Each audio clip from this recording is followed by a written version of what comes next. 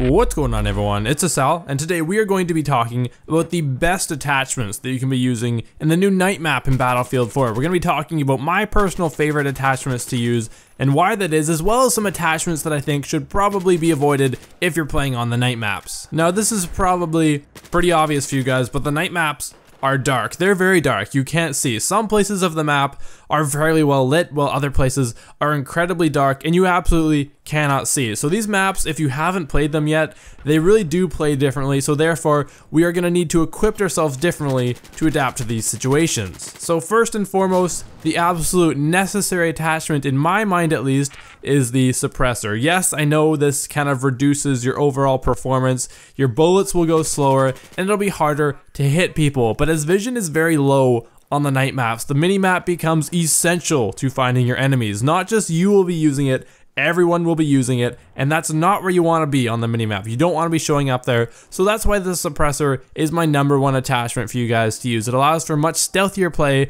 and allows you to kind of utilize the night maps to your advantage. So kind of the first two options we're going to talk about are the FLIR sights and the IR&V sight. Now basically, these sights allow you to see extremely well in the dark. They highlight the enemies so you can see them from a long way off, and it's really easy to pick people off in a dark corner because they are just lit up, they're highlighted for you, it's impossible to miss them. Now I really prefer the IR&V sight over the FLIR sight just because it is the 1x sight as opposed to the 2x, and also I find with the IR&V the green background kind of gives a little bit more detail of the map itself, and you know, just the washed out gray from the FLIR sight really isn't what I find aesthetically pleasing or helpful for that matter. Now of course the downside to using either one of these sights is that you have very limited vision while you are aiming down sight. As shown on screen, you can only see what is directly in front of you, so it's very easy to tunnel vision with these sights and just try to kill the guy that is highlighted on your screen. It's very easy to just completely ignore your surroundings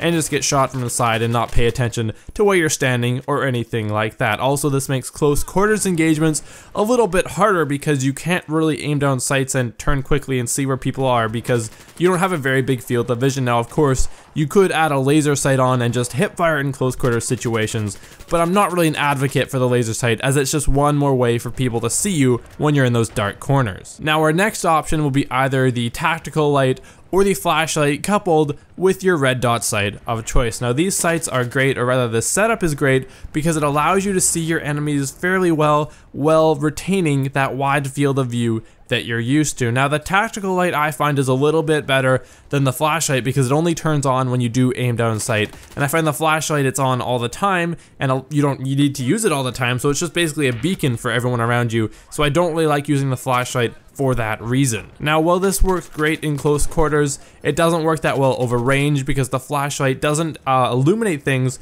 that are very far away, so I don't really think it's the best option if you're going to be trying to take out enemies from range. So it's a little bit frustrating in that sense because if you are trying to take out someone from range, your flashlight doesn't really illuminate your target, but rather it's just a beacon again showing everyone where you are. Using either one of these flashlights definitely is not as stealthy as using a FLIR or an IR&V sight, but again, you still do retain that wide field of view, making it a lot better of an option for close quarters situations. Summing things up, you really have a few options I think that are ideal for using on the night maps. First of all, you really want to be using that Suppressor. It doesn't allow you to show up on the mini-map, which is perfect because everyone has their eyes glued to the mini-map when they're playing the night maps, and that's not where you want to be showing up. Now moving on to the sights, I think there are two major options that will find you success on the night maps. The first being the IR&V sight, as it is really great for spotting enemies in the dark. It has that nice green background giving you a nice detail of the environment. It's only a 1x sight, so you're not zooming in too far and not being able to use it in close quarter situations.